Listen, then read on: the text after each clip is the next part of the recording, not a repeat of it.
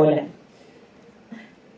Bueno, ahora en esta instancia vamos a dar lugar a que la relatora presente el informe sobre la situación LGBTI. La voy a presentar, voy a leer una breve biografía y a continuación vamos a pasar un video corto y luego ella presentará su informe. Flavia es relatora para asuntos de personas lesbianas, bisexuales, gays y transgénero de la Comisión Interamericana de Derechos Humanos, elegida en 2017 por la Asamblea General de la OEA. Es profesora de Derecho Constitucional y Derechos Humanos en la Universidad Católica de San Pablo desde 1991, profesora del programa de doctorado de la Universidad de Buenos Aires y profesora en la Academia de Derechos Humanos de la Facultad de Derecho de American University en Estados Unidos. Desarrolló estudios de postdoctorado en Harvard Law School, Oxford University y Max Planck Institute for Comparative Public Law and International Law, donde realizó investigaciones en el área de los sistemas regionales de protección de derechos humanos. Ha sido profesora de Derechos Humanos en el programa de posgrado de la Universidad Católica de Paraná y en la Universidad Pablo de Olavide en Sevilla, España. Fue secretaria especial de Derechos Humanos en Brasil y presidenta de la Comisión Nacional para la Erradicación del Trabajo Forzoso. Ha hecho consultorías con organizaciones internacionales, ha dictado centenares de conferencias y realizado presentaciones en universidades en decenas de países. Es, como todos saben, ciudadana de Brasil.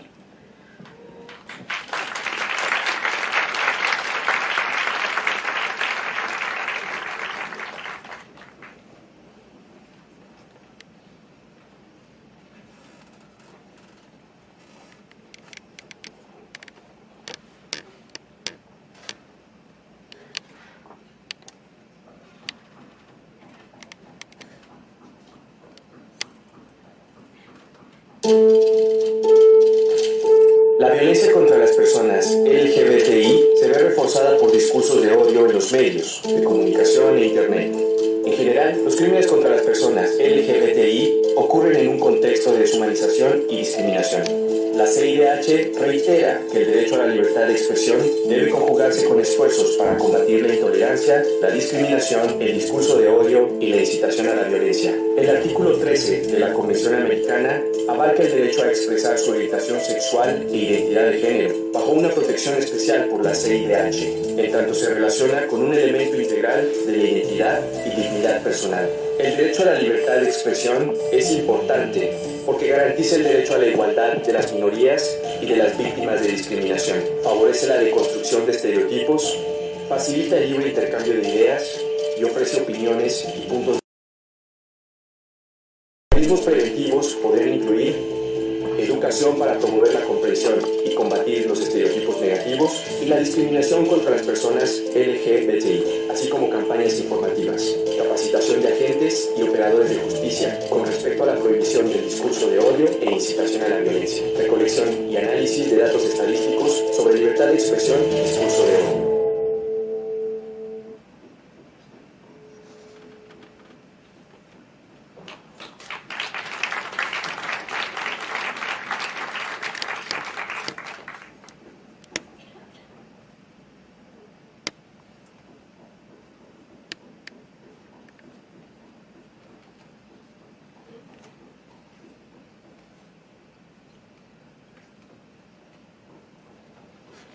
Bueno, tres sentimientos de gratitud, de alegría y entusiasmo, reconocimiento y además de esperanza. Yo pienso que salimos todos y todas muy esperanzosas con estas generaciones que no abrazan la causa de los derechos humanos y la dignidad humana en tiempos de hostilidad, en tiempos de polarización extrema, en que hay la narrativa de negación, de violencia, de intolerancia, de odio. Es ¿no? un regalo de la vida estar acá con la narrativa de los derechos. ¿no? Entonces, mi gratitud, sobre todo, agradezco al Centro Internacional para la Promoción de los Derechos Humanos, de la UNESCO, por su compromiso de promover, junto con la CIDH, el conocimiento, la sensibilización, la participación de jóvenes, ¿no? en cuestiones relativas a la cultura de los derechos humanos. Aquí estamos a impulsar la cultura de los derechos humanos, los estándares interamericanos. Asimismo, agradezco a la Cancillería por permitirnos desarrollar este evento en este espacio, ¿no? Para mí fue un honor participar de la actividad, aprender. Queridos y queridas juradas y jurados, comisionados, a una amiga muy querida, Mónica Pinto, Diego, que nos encontramos en las audiencias, pero reales de la comisión, ¿no? Cuando hay casos contra Argentina, a María del Carmen y Pedro también. Entonces, un honor estar aquí con todos y todas, y justamente con el objetivo de presentar el informe sobre el reconocimiento de los derechos de las personas LGBTI. Yo tuve el honor de hacer la presentación inicialmente en mayo de este año en Washington, ante el Consejo Permanente de la OEA, y una de las prioridades de la relatoría es justamente la difusión de los estándares para fomentar la compensación de déficits nacionales y para empoderar los actores locales. Con 3 preguntas. ¿Por qué este informe?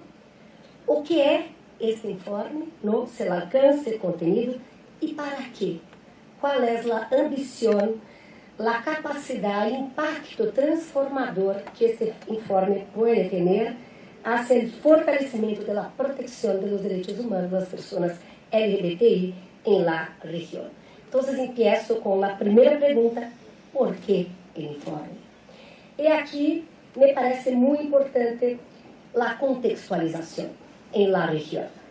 Y para contextualizar las personas LGBTI como un grupo en situación de vulnerabilidad, yo trataría de hacer 3 destaques. El primero, aún en la región, tenemos el desafío de la criminalización. O sea, yo me quedé en choque cuando no asumí la relatoría enero pasado. De los 35 países de la región, 11 aún criminalizaban, ¿no?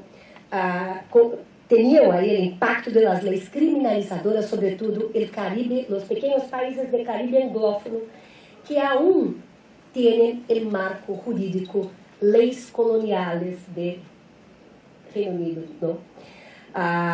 En el mundo, más de 70 países criminalizan a las personas LGBTI, hasta por veces con la muerte. En la región hoy no tenemos más 11, pero 9. En 1 y 2 de octubre tendremos una consulta Caribe con la ONU, Commonwealth, la Comisión, justamente para tratar de poner esto en debate con el Poder Judicial, los actores locales, porque los logros, sobre todo, son los logros en el rol de Poder Judicial, en su actuación contramayoritaria muchas veces. Una audiencia en el Vaticano compartiendo una investigación sobre el impacto perverso de las leyes criminalizadoras. Muy simples, las leyes criminalizadoras fomentan la hostilidad, el asesinato, la tortura, la brutalidad, la violencia. O sea, ejercen una violación a quizás el derecho más esencial de una persona, que es el derecho de ser, right to be. O sea, el derecho de desarrollar su personalidad de forma libre, autónoma y plena. O sea, lo que está en juego es cómo las personas ejercen su personalidad y su afectividad. Y yo pienso que este es un territorio clave, quizás el primer derecho de todos. Yo estoy convencida que es este.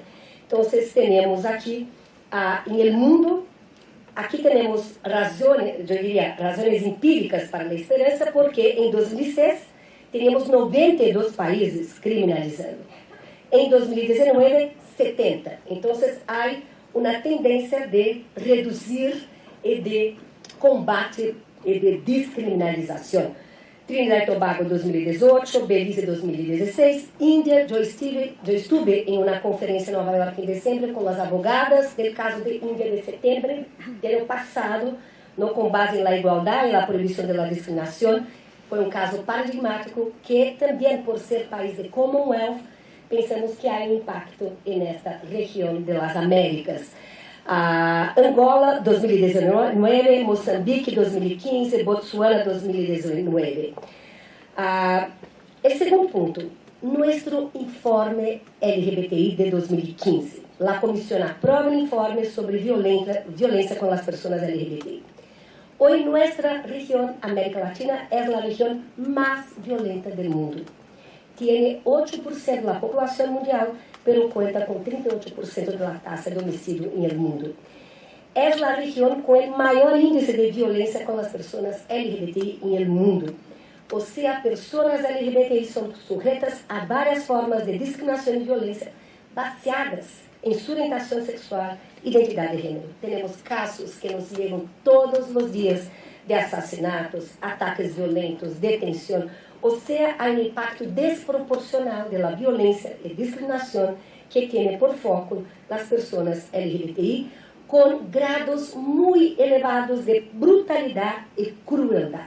O sea, hay discriminación histórica, estructurante contra estas personas. Martes pasado, en Colombia, en las sesiones de la Corte Interamericana, la Comisión estaba a hacer la defensa del primer caso del Rojas Marín contra Perú sobre la violencia contra personas LGBT.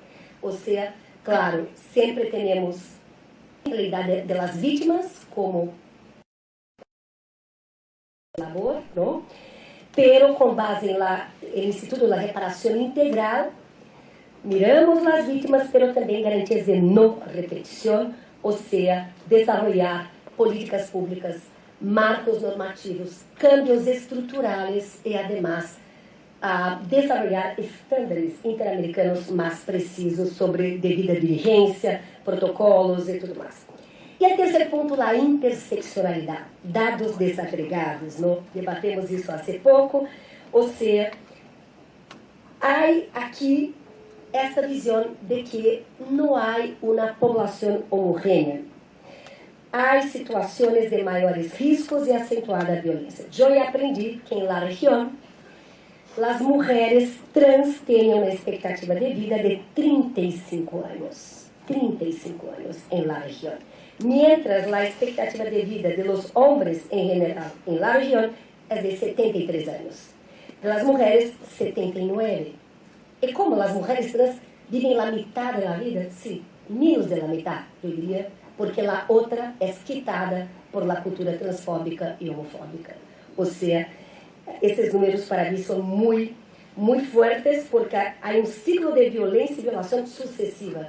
Hay la discriminación, y desde ahí hay la exclusión genera violencia, y hay la exclusión en todos los espacios. Nuestro próximo informe en la relatoría será las personas trans en los derechos económicos, sociales y culturales, porque hay que visibilizar hay esta situación de vulnerabilidad. O sea, la conclusión aquí es que hay una situación de vulnerabilidad, violencia, hostilidad histórica contra las personas LGBT, baseadas en una cultura, el componente cultural es clave, baseadas en una doctrina de superioridad baseada en diferencias. O sea, caracteriza-se um cenário de exclusão social às pessoas LGBT. Foi muito interessante, eu estuve na agenda do Core Group, que incluso hubo aqui o destaque ao Core Group, que hoje tem como liderazgo a Chile, não tinha ano passado, agora está nos Estados Unidos. Hubo uma conferência em Vancouver, em agosto, e foi muito interessante a apresentação de um estudo de teniendo como case study Índia, porque ahí se trabajaba el tema de la exclusión en la Agenda 2030 de la ONU, el desarrollo sostenible, las 17 metas. Y el caso paradigmático, el costo de la exclusión correspondia, com base em Banco Mundial, a 30,8 bilhões de dólares, equivalentes a 1,7% do Produto Interno Bruto de Índia. Ou seja, como garantizar, como fomentar o desenvolvimento sustentável com esse grado de exclusão das pessoas LGBTI. Então, aí também há esses estudos. Claro que a pergunta aqui, neste primeiro ponto, é: qual é a capacidade de incidência transformadora do sistema interamericano para tratar de cambiar esta realidade? A força motriz do sistema interamericano é a sociedade civil, ¿no? El oxigênio, a articulação das vítimas, movimentos sociais, incluso com alianças locais, regionais, transnational networks. Ou seja, essa é a força motriz. A comissão tem a escuta ativa para receber o dolor, ¿no? Nosso trabalho é o dolor, o sofrimento das vítimas, de lunes hasta domingo. Mas a pergunta é: qual é o grau de escuta ativa e de incidência, resposta para cambiar? Temos estándares, ¿no? Então, temos aqui o caso Karen Atala contra Chile, juzgado por la Corte Interamericana 24 de fevereiro de 2012. Temos o caso Duque contra a Colômbia de 2016, Freire contra Equador. Aqui há um corpus interamericano em matéria de diversidade sexual, baseado em 4 argumentos. O primeiro é que a convenção aún não tenha qualquer artículo específico, explícito, em matéria de combate à discriminação. Tem a mirada no evolutiva dinâmica como um livre instrumento. A convenção, que é de 1969, a Corte no considera que a cláusula do artículo 1º, parágrafo 1º, é uma cláusula aberta. Ou seja, inclui a categoria de orientação sexual e identidade de gênero, imponendo aos Estados a obrigação geral de garantizar os direitos sem qualquer discriminação, incluso por orientação sexual e identidade de gênero. A segunda ideia, que não há dignidade sem igualdade. Ou seja, a igualdade é inseparável da dignidade humana. E, además, a Corte vai mais allá, não? Quando enfatiza que o princípio da igualdade e proibição da discriminação estão em domínio de ius cogens, ou seja, norma imperativa do direito internacional. Nenhuma norma, decisão ou prática de direito interno pode diminuir, restringir direitos de pessoas com base em sua orientação sexual. Ou seja, a orientação sexual não é um fator, não pode ser considerado um argumento válido para negar, restringir direitos humanos. O terceiro ponto, uma concepção pluralista de família e, además, o direito à vida privada, o direito à autonomia, desenvolvimento personal. E temos também a opinião consultiva número 24 de 2017 sobre identidade de gênero e matrimônio igualitário, em que a Corte, uma vez mais, protege o direito à intimidade e privacidade e aqui rechaça a ingerência do Estado, hasta como uma violação ao princípio da proporcionalidade. Ou seja, há que ter a garantia da vivência interna de cada pessoa, o que e como cada pessoa siente, como cada pessoa se vê, como se projeta em la sociedade. Então, aqui temos um corpus interamericano em matéria de direitos das pessoas LGBTI. Em la relatoria, nossa missão é fazer a difusão desses estándares e mensurar o impacto dos estándares. Então, houve fallos muito importantes. O fallo, por exemplo, de Equador, da Corte Suprema, em junho deste ano, sobre matrimônio igualitário. Tivemos, ano passado, de Costa Rica. E aí vale um destaque. Voltando ao tempo, em 2000, há 19 anos, se uno perguntava quantos países garantizam o matrimônio igualitário, nenhum.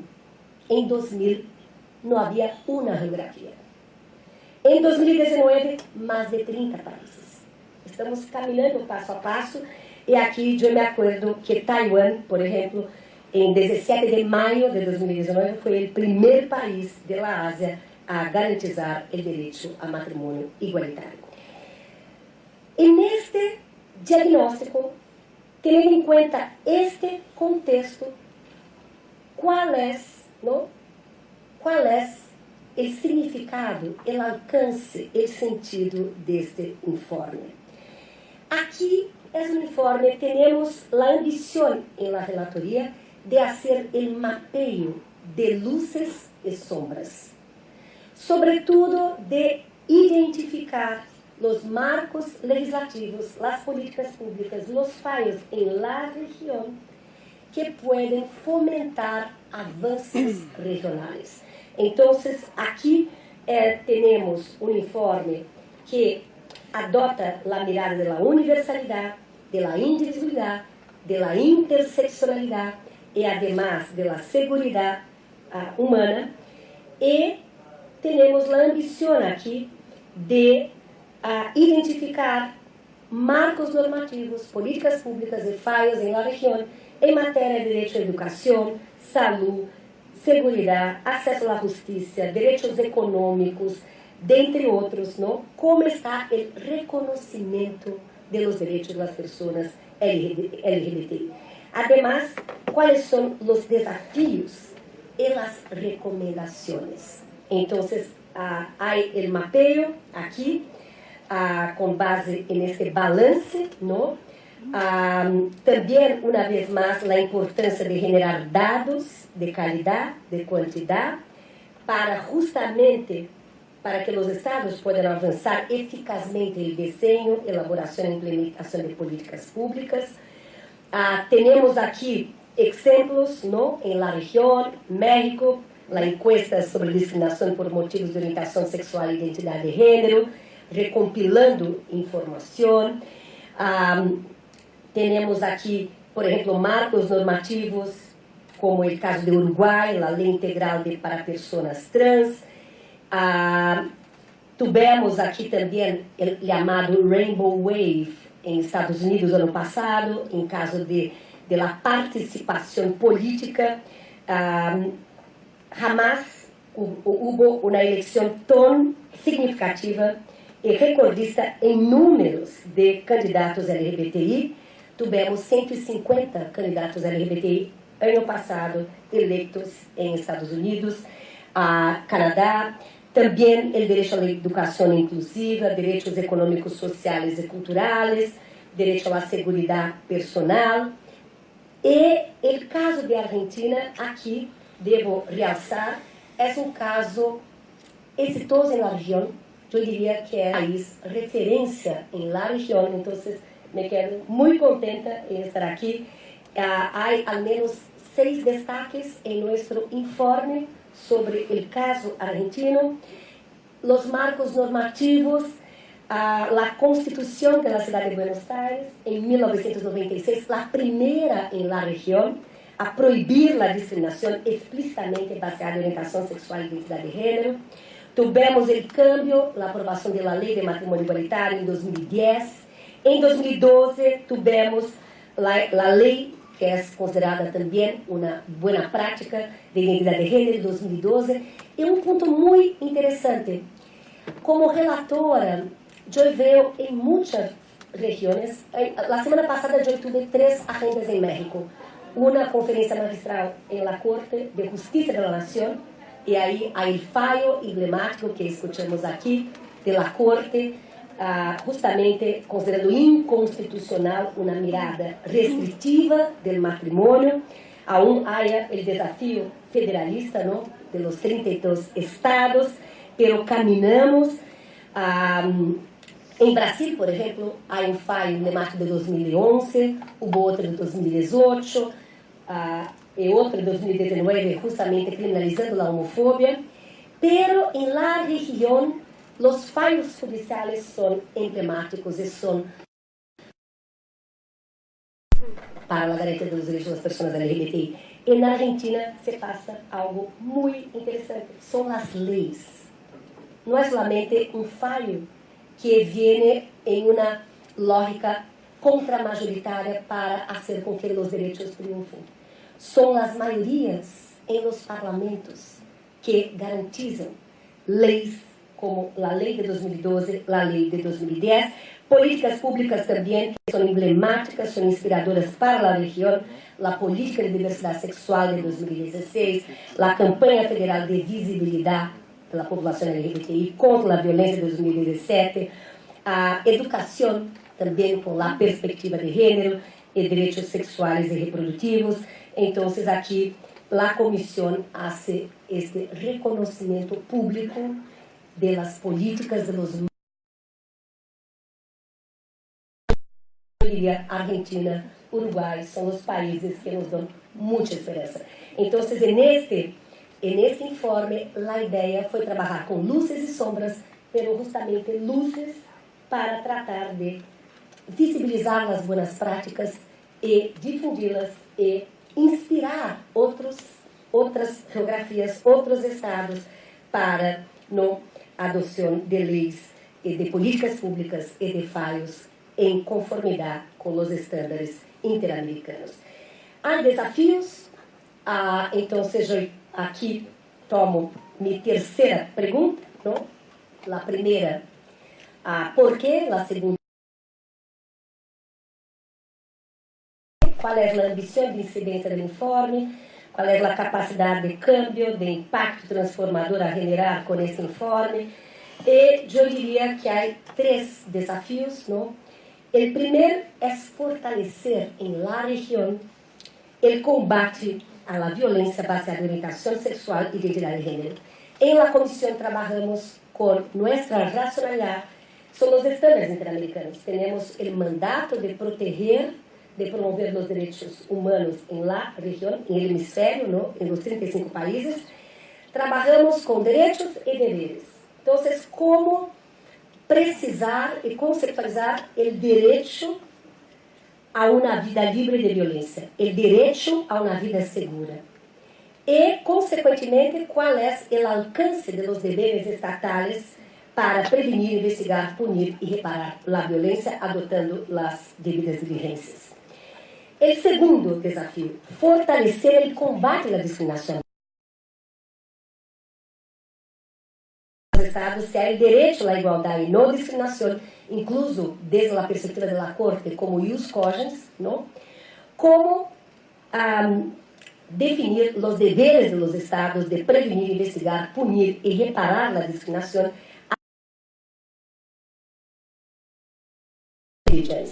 As leis antidiscriminatórias, as leis de proteção à identidade de gênero. E, finalmente, o último reto, eu diria, desafio, é promover e fomentar o câmbio cultural.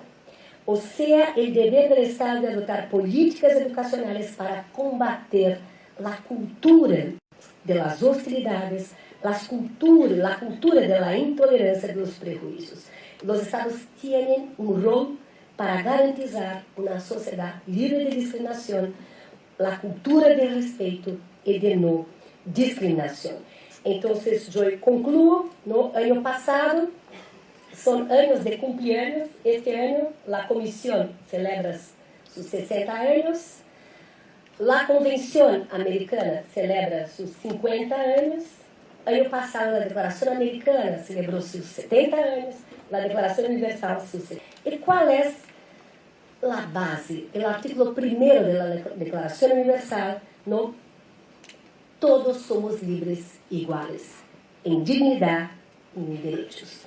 Então, a relatoria, a comissão tem este compromisso de adotar todas as medidas, com toda a inventividade, a criatividade, com a sociedade civil, em cooperação com os Estados, para impulsar o mantra dos direitos humanos. Somos livres e iguais em dignidade e direitos. E para garantizar o direito mais essencial, o direito que é o direito que eu diria mais personal que uno pode ter, que é o direito de ser, o direito de desenvolver seu destino, de ter seu projeto de vida, desenvolver sua personalidade humana de forma livre, autônoma e plena, sem discriminação, sem ingerência, sem tolerância. E aqui estamos reafirmando nosso compromisso com a causa emancipatória dos direitos humanos e com nosso mandato, que é proteger direitos, mas também cambiar realidades. Muitas graças.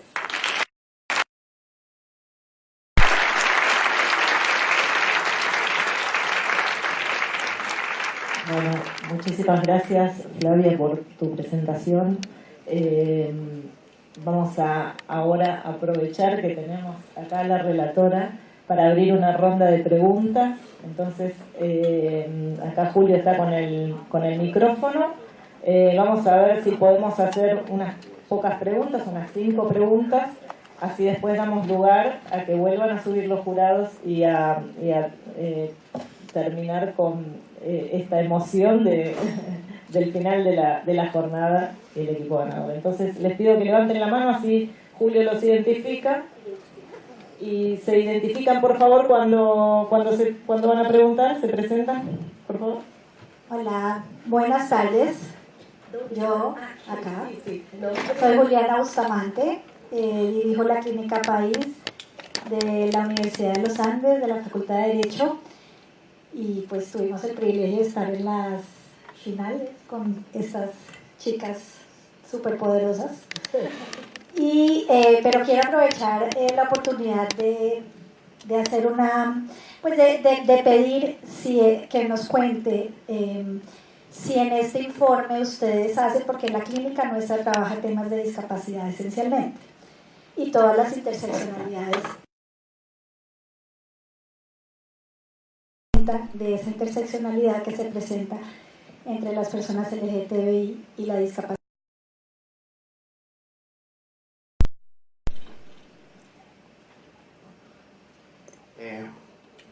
Buenas tardes, Abel Cubas de Panamá. Es un placer dirigirme a usted. Abel Cubas, como el país. Abel. Mi pregunta va orientada a lo siguiente. ¿Cuál es el papel de la neurolingüística para configurar la discriminación? Es decir, ¿cómo ha afectado utilizar un lenguaje inclusivo para que la discriminación se propague transcultural? Es la perfecta edición de la transculturalidad en una nación. Entonces, ¿cuál es el papel que juega y si usted lo ha desarrollado, su forma, y qué opina de la materia? Gracias.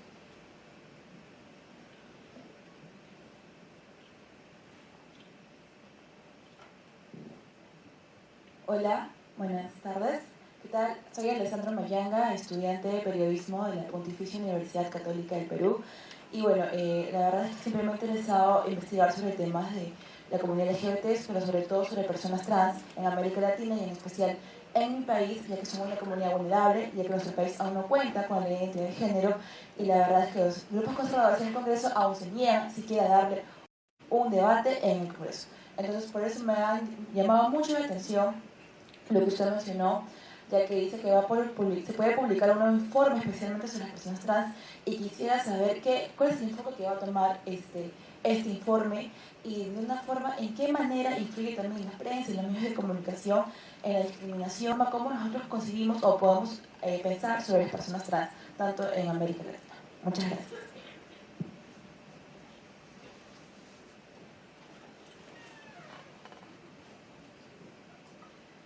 Hola, buenas tardes. Mi nombre es...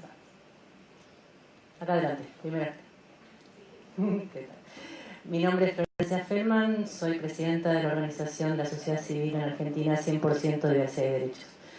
Retomando lo que usted señalaba respecto a Argentina como modelo, efectivamente la sociedad civil, así como usted mencionó que es fundamental para los avances respecto a los mecanismos e instrumentos internacionales, también creemos que fue importante para estas leyes que menciona, y le sumaríamos el Código Civil y Comercial en 2015,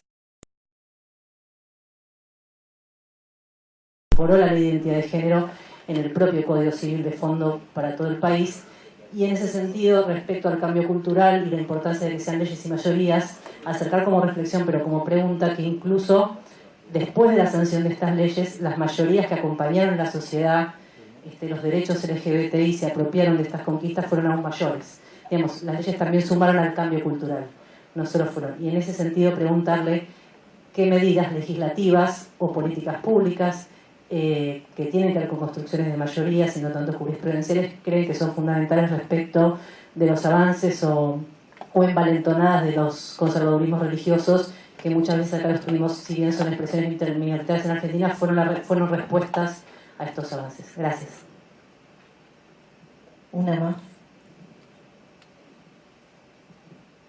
¿Qué tal? Pablo Lali es mi nombre. Yo soy orgulloso egresado de la UBA de Derecho, de Orientación de Derecho Internacional Público. Un placer contar con la presencia de Mónica Pinto en este sentido real. Y represento en esta de la Universidad Nacional de Quilmes, enmarcados en un proyecto de extensión universitaria en enseñanza en derechos humanos llamado Levanta la Mano. Dos cuestiones quisiera simplemente preguntar. La primera, algo que me interpela a nivel personal como abogado, entendiendo que una salvaguarda efectiva de los derechos humanos, entendiendo el género como espectro que involucra tanto a la mujer como a la comunidad LGBTIQ. Lo que a veces en el marco de ese avance legislativo, en ese avance de las leyes, se termina por un lado habilitando derechos y reconociéndolos, pero por el otro también habilitando poder punitivo al Estado, cuando hablamos de reformas en pensamiento penal y en códigos penales, que de repente cuando hablamos de la baja de imputabilidad de niños, niñas y adolescentes, eso no se apoya y no se piensa como algo positivo, y sin embargo, cuando hablamos de violencia de género, sí lo pensamos como algo positivo, cuando en verdad se está hablando siempre de la habilitación o no de poder punitivo por parte del Estado. Eso por una cuestión, si la Comisión tiene algún pensamiento sobre esto. Y lo otro, entendiendo que los avances de repente de Argentina como Estado latinoamericano que es de vanguardia en la temática, y también entendiendo el contexto tanto de Argentina actualmente como en el Brasil, con expresiones de odio incluso de altos mandatarios en las esferas de poder más importantes en ambos países, y la coyuntura siempre que va de la mano tanto en Argentina como en Brasil. Si esto la Comisión lo toma más allá de reconocer los avances, porque realmente a mí como ciudadano argentino me genera muchas dudas esta cuestión del avance, entendiendo que el discurso de odio en la sociedad hoy lo siento más presente que nunca en 28 años.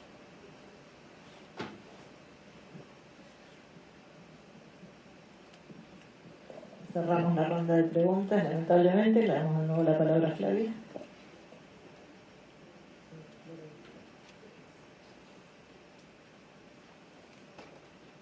Muchas gracias por las excelentes preguntas. Yo empiezo reaccionando ao que planteou Florência e Paulo, que yo pienso que las dos preocupaciones, las dos inquietudes están en diálogo. Yo diría que, además de los avances normativos, es clave también cambios culturales e institucionales. Siempre la lucha por derechos, yo diría, es una lucha incesante. Cada punto de llegada es un nuevo punto de partida.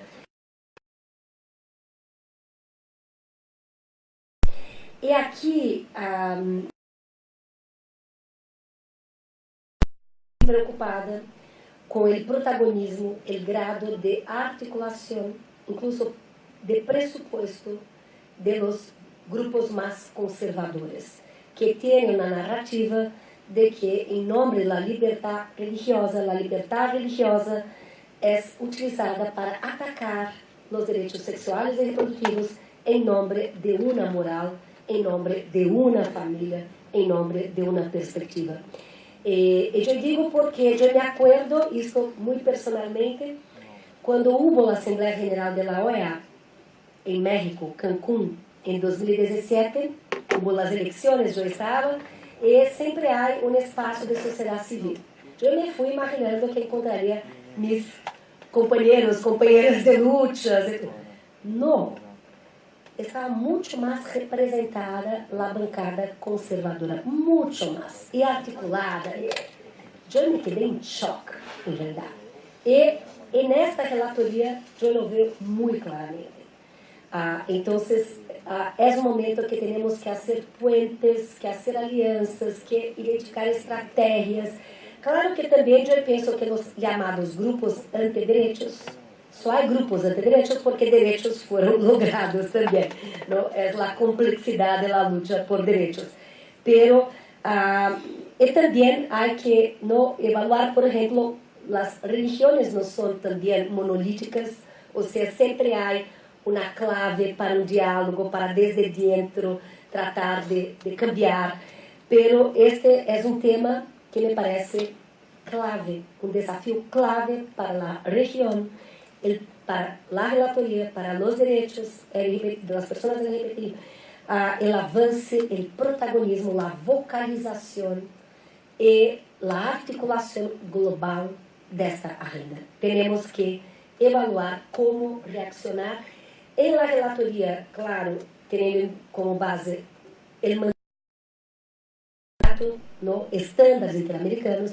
La narrativa de la relatoría siempre es jurídica, porque me parece que ahí adentramos en un campo más técnico, derechos, deberes, y ahí vamos, sin tratar de poner un grado de politización en todo. Tendremos un debate en el periodo de sesiones, que empieza en 3 semanas, 2 semanas, en 21 de septiembre, sobre liberdad religiosa. Entonces, tenemos un día de un workshop sobre liberdad religiosa y mi contribución será liberdad religiosa y los derechos de las personas LGBTI. Y Paulo, aquí también una preocupación de la relatoría de la libertad de expresión, porque ¿no? Si hay grupos, hay deber reforzado del Estado de actuar, ¿no? Con diligencia. También es una preocupación de la relatoría de la libertad de expresión. El discurso de odio siempre es, o que tratamos aquí, no está protegido por la libertad de expresión, de acuerdo con los estándares interamericanos. Pero la preocupación es más elevada y más agravada cuando el discurso de odio justamente es vocalizado por aquellos que representan a un Estado. Ahí tenemos una situación muy compleja. Entonces, yo diría que en la región hoy tenemos los 3 desafíos estructurales, siempre, la región más desigual del mundo, con una desigualdad que tiene impacto diverso, desproporcional, teniendo en cuenta raza, etnia, género, orientación sexual y todo más. La región más violenta del mundo, la región que sufre con la debilidad en el campo de la institucionalidad democrática. Estos son los 3 desafíos estructurantes. En mí, de ellos tenemos 3 desafíos contemporáneos, emergentes, que son, en mi evaluación, 1, el fortalecimiento y empoderamiento de los grupos más conservadores. Claro que la sociedad civil también es heterogénea, pero ahí hay una vocalización. 2, el fortalecimiento del populismo autoritario en la región. Y 3, la militarización en la región. Tuvimos una audiencia pública en Washington en diciembre con las ONGs de la región. Fue una solicitud el mapeo del movimiento de militarización de la región, el protagonismo, sea en Brasil, sea en México y otras partes. O sea, además de los desafíos estructurales que están allá, tenemos 3 desafíos también muy emergentes que hay. Y las dificultades, por ejemplo, hoy estuvimos por la mañana, a parte de la mañana, en un evento muy fuerte, muy significativo, 79, es su impacto, o que generó, que desestabilizó las dictaduras, ¿no?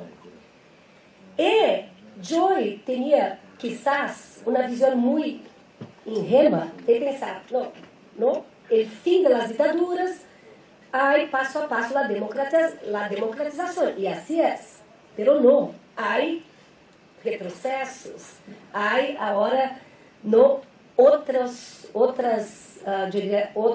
fenómenos como el populismo autoritario, el populismo digital, nuevos retos que tenemos que evaluar cómo tratar de hacer una incidencia efectiva. yo estoy totalmente de acuerdo con Abel. No tengo, Abel, expertise en neurolingüística, pero yo pienso que lenguaje es clave. Hay que tener una reflexión, ¿no?, detida. Yo no tengo expertise, pero tengo muchas. El lenguaje es poder, ¿no? La comunicación es poder, el lenguaje es poder, y hay que justamente evaluarla como ese instrumento. Alejandra preguntaba sobre las personas trans, y estamos impulsando, siempre hay, isso yo aprendi también, cuando hay informes temáticos en la comisión, cada uno de los 7 miembros, tenemos el sistema de casos, ¿no?, las medidas cautelares, informes de fundo, informes, es una vertente de nuestro trabajo. La segunda vertente, las relatorías temáticas, tenemos 13, una de ellas LGBTI. Y tenemos las relatorías países, además de una caixa de herramientas como investigación in loco, carta artículo 41, tenemos otros, ¿no?, mecanismos especiales, como el mecanismo de seguimiento de Ayotzinapa en México, MECEN en Nicaragua y todo más. Pero hay una metodología, yo no lo sabía, por eso comparto. Siempre cuando empezamos el informe hay un cuestionario para los estados, para la sociedad civil, o sea, el proceso tiene el componente democrático de escuchar, de hacer, de tomar fuentes y tratar siempre de hacer el mapeo, el diagnóstico, pero también la recomendación. Una de ellas, por ejemplo, es que los estados ratifiquen la única convención del mundo sobre la temática, que es la Convención Interamericana contra todas las formas de discriminación e intolerancia, adoptada por la OEA en 5 de junio de 2013.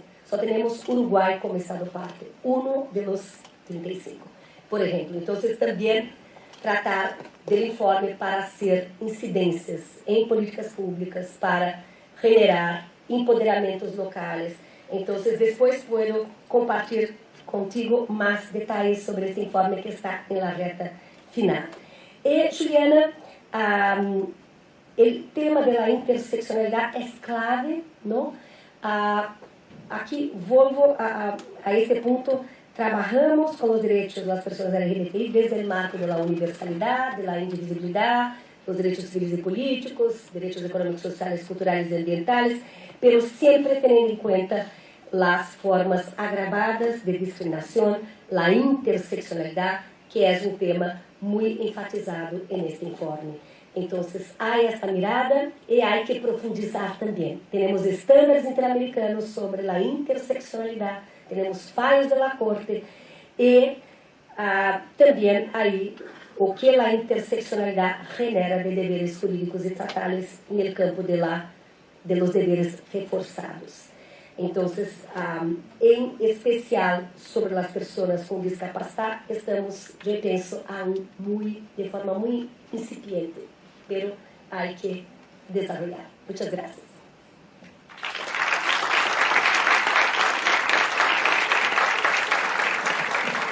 Bueno, vamos a invitar ahora a subir al jurado nuevamente.